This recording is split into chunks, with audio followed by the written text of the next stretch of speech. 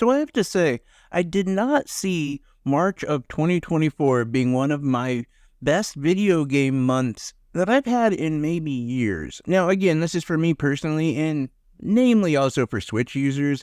I think if you own a different console, you're probably going to disagree with me on that. But I have to say, some amazing games and just hours and hours of content. So I would definitely want to talk about one of those games, and that is Unicorn Overlord.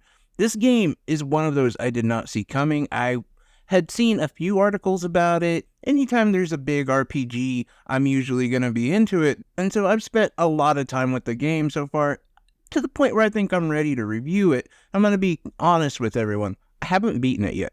I am really far into it, but I still haven't got to the end, and I've been doing a lot of other side quests and stuff like that, so just completely having fun with the game. If there is something really significant, I will do another review at the end of the game, but I don't think there's going to be.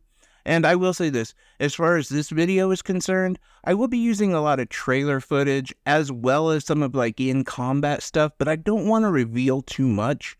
And I fear I could do that if I showed too much of my own gameplay. Although before we totally get into this, please hit that like and subscribe button. It helps the channel grow, and it helps the community in general, because whatever little ad revenue I do get, I usually just turn into gift cards and give it back to you guys. But anyway, let's get started. One of the first things that people might notice from this game is that the story at the beginning is a little bit lacking. It's almost traditional to a fault.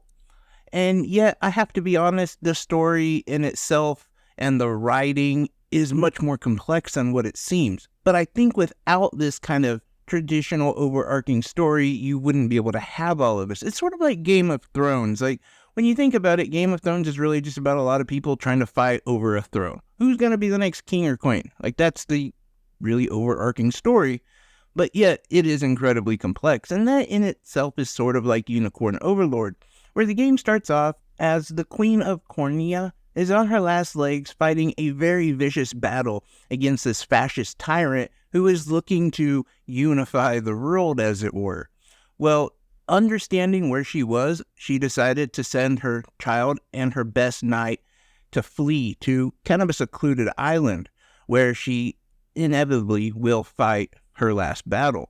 And, of course, that's what happens. Now, we take control of the blue-haired prince years later once he's grown up, and we find him on this secluded island, a secluded area, with one of his really good friends, Lex. Now, these two are sparring and honing their skills, waiting for the perfect opportunity to really form a resistance to this fascist, tyrannical overlord, with the help of Joseph, the knight that brought the prince to safety years ago.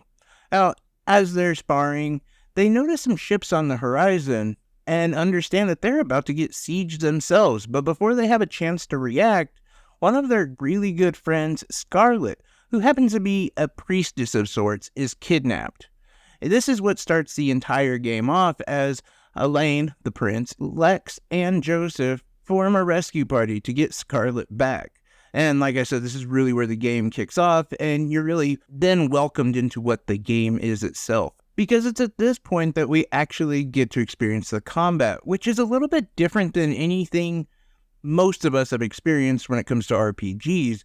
There isn't a real turn-based mechanic in the sense that you're able to choose your character, choose their action, and then they attack.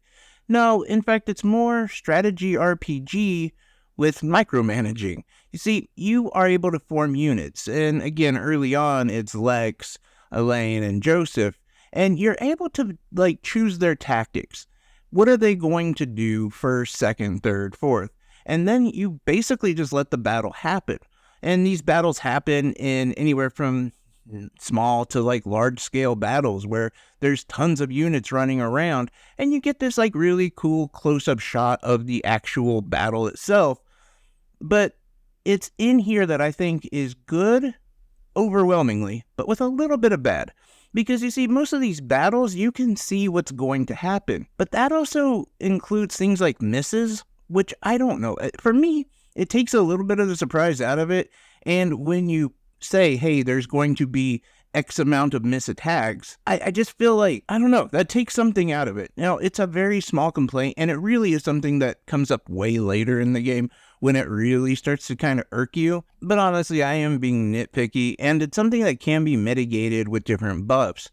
But this is really where the game, like I said, starts to welcome you into the combat system, as there is moments where you're in this with like 10 different units at your command, and each unit can have up to like 4 or 5 different people, and these large-scale battles against enemies who also have a ton of units, and you're sort of micromanaging the entire battlefield, and it is incredibly fun, incredibly rewarding, and it becomes one of the biggest loops of this game. Like, one of the most addictive loops of this game is just getting into combat and having fun in this world and experimenting. You want to definitely set up different tactics, see what works best, work on the synergy between certain characters and what units they work best in, because that's another big part of the game. Much like Fire Emblem, you can actually build relationships up with each individual fighter character, as it were, and this can then pay off in the actual battlefield. Now, you are given some like relationship points while you're in battle with them, but you can also like give them gifts or share a meal with your fellow warriors. All of this is there, and that is another thing about this game, is it's all the small things. It's the attention to detail. It's the amazing amount of stuff you can really do. Because you see, outside of just liberating this oppressed, war-stricken world, you also get to stop by each individual city or town or village, as it were, and you actually help them prosper. You can then put one of your guards there. Don't worry, they are still active in combat, but they'll just be standing by this village as a guard. And that is also one of the fun things about this, is being able to help rebuild these villages. There's things called deliveries, and they'll just ask you to give them stuff that you're already finding out in the overworld as you're exploring, and as you yourself are looking for other things, just different supplies to help you grow, get better equipment. And yeah, you'll come across fish or wood or things that these villages need, and you get to a certain point and you're actually growing them, and not just from what you can purchase from them, but also on the outside, which is something I really like. You can see these villages kind of go from to like being functional again. And I don't know, for me, that's something I really enjoyed about the game. I spent an incredible amount of time just like trying to fix this world, aesthetically, and also for me to be able to purchase different items and get better equipment from them. And while this game has one of the most addictive combat systems I've played in a long time, and it's incredibly fun, it doesn't just rest on that. Each character that you find has their own story, has their own motivations to fight alongside the Liberation Army. And I think that that's another aspect of this game that they could have easily just passed on, but they didn't. And each character, like I said, really does have a lot of lore to them. There is this sense of exploration throughout the game, things that you could probably miss, a ton of side quests, a ton of different things that you can do to recruit different characters and learn about them, or completely miss them. But this entire overworld itself is just massive, with so many things to discover, so many side quests, so many mini games, like being able to mine for resources and treasure maps, going on treasure hunts. There is so much to this game, and yet also has one of the best combat systems I've played in a while, like I said. And I think also the way that they do it visually is incredibly smart. As, yeah, there is this like overworld look that is pretty well detailed and looks good, but then when you get into the actual combat, you can see the characters up close, so that allows for them to be highly detailed and to truly be individuals. It just shows how much care was taken with this game, with each character. It just feels like the amount of effort put into this game is insane.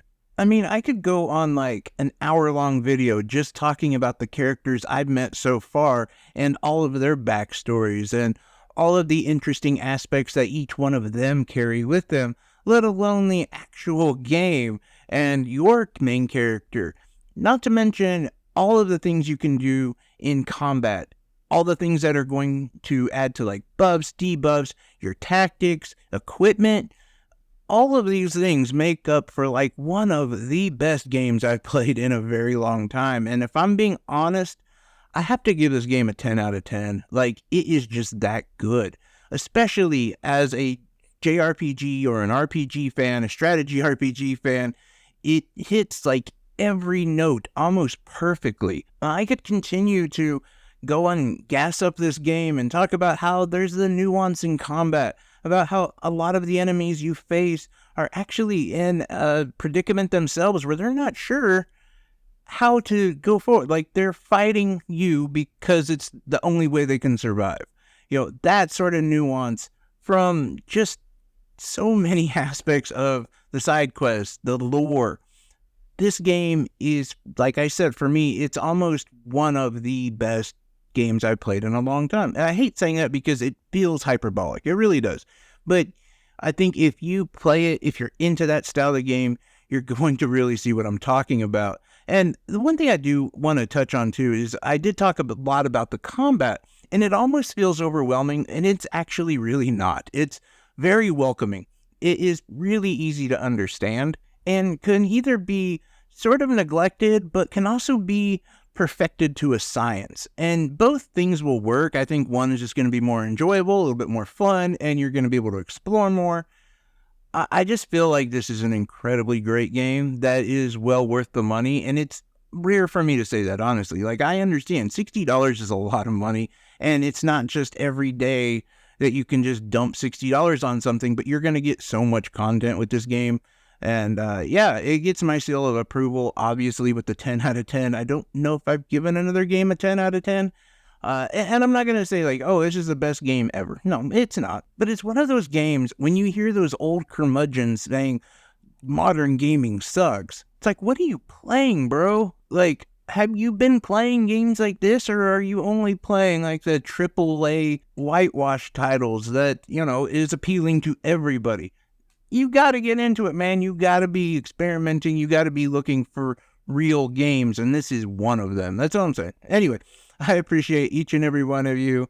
Like I said, I could keep going, but I feel like it's already a very long video of me just gassing up this game, and it doesn't need any of that. But I wanted to get you guys my impressions and my thoughts. Like I said, if there is something more like towards the end that really changes my thoughts, I will definitely let you guys know. I'll do a full review, but at this point, I am very far in the game, and I don't think that my thoughts are going to change. Anyway, love y'all. Take care, everyone. Bye-bye.